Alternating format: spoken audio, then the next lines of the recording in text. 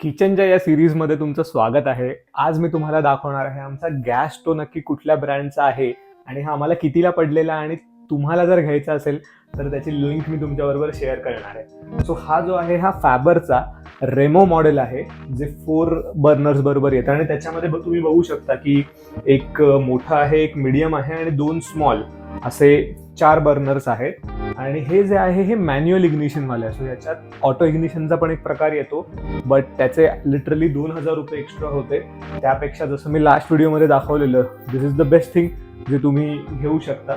हे लायटर घेऊन तुम्ही नक्कीच तुमचे पैसे वाचवू शकता, कारण जे ऑटो इग्निशनवाले येतं ना त्याला बॅटरी असते, त्यामुळे मग दर 5 महिन्यांनी 6 महिन्यांनी तुम्हाला ती बॅटरी चेंज करत बसायला लागेल. त्यापेक्षा हे बेस्ट आहे.